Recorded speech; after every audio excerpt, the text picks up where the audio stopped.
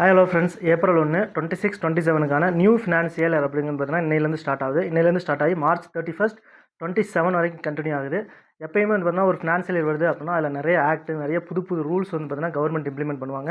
அதே மாதிரி இன்றைக்கி நிறைய ஆக்ட் வந்து பார்த்தீங்கன்னா இன்னையிலேருந்து நடைமுறை இப்போ என்ஃபோர்ஸ் பண்ண போகிறாங்க. அதில் முக்கியமாக வந்து பார்த்தீங்கன்னா இன்கம் டேக்ஸ் ஆக்ட் அப்படிங்கிறத இன்னையிலேருந்து நடைமுறைப்படுத்த போகிறாங்க. 1961 உருவாக்கப்பட்ட அந்த இன்கம் டேக்ஸ் ஆக்ட் 1961 அப்படிங்கிறது கிட்டத்தட்ட 60 இயர்ஸ்க்கு மேலே அது ரன் ஆகிட்டு இருந்துச்சு. இப்போ அதுக்கு பதில் ரீப்ளேஸ் பண்ணி இன்கம் டேக்ஸ் ஆக்ட் 2025 அப்படிங்கிறது ஆல்ரெடி பாஸ் பண்ணிட்டாங்க. அந்த ஆக்ட் இன்னையிலேருந்து நடைபெறப்படுது. அது மட்டும் இல்லாமல் புதிய தொழிலாளர் சட்டங்கள் அப்படின்னு சொல்லிட்டு நியூ லேபர் பில்ஸ்ன்னு சொல்லிட்டு ஒன்று கொண்டாந்து அதை ஆக்டாக கன்வெர்ட் பண்ணி ஒரு 4 சட்டங்கள் கொண்டாந்தாங்க. அதுவும் வந்து பார்த்தீங்கன்னா இன்னையிலேருந்து தான் வந்து பார்த்தீங்கன்னா என்ஃபோர்ஸ் ஆகுது. அது மட்டும் இல்லாமல் ஆன்லைனில் ட்ரெயின் டிக்கெட் புக் பண்ணுறதுல நிறையா வந்து பார்த்தீங்கன்னா ரெகுலேஷன்ஸ் புது ரூல்ஸ் கொண்டாந்துருக்காங்க. என்ன கொண்டாந்துருக்காங்க அப்படின்னா, நீங்கள் ட்ரெயின் ஸ்டார்ட் ஆகிறதுக்கு முன்னாடியே வந்து பார்த்தீங்கன்னா 8 ஹவர்ஸ்லேருந்து 24 ஹவர்ஸ்க்குள்ளே அந்த டிக்கெட்டை கேன்சல் பண்ணிட்டீங்க அப்படின்னா உங்களுக்கு 50% அமௌண்ட் வந்து பார்த்தீங்கன்னா ரீஃபண்ட் ஆகும்.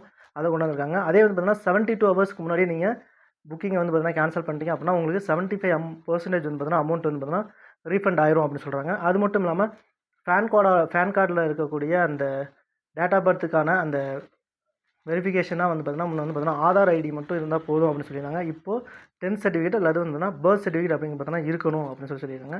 அது மட்டும் இல்லாமல் இன்னொரு முக்கியமான விஷயம் என்ன அப்படின்னு பார்த்தோன்னா, நமக்கு வந்து பார்த்தீங்கன்னா ஃபாஸ்டேக் அமௌண்ட் வந்து பார்த்தீங்கன்னா இன்க்ரீஸ் பண்ணியிருக்காங்க. காரு, ஜிபே இந்த மாதிரி விஷயங்களுக்கு 3000 இருந்த அமௌண்ட் 3075 3075 இன்க்ரீஸ் பண்ணியிருக்காங்க. பட் ஆனால் இது வந்து நான் கமர்ஷியல் வெஹிக்கிள்ஸ்க்கு வந்து பார்த்தீங்கன்னா அப்ளிகபிள் ஆகாது.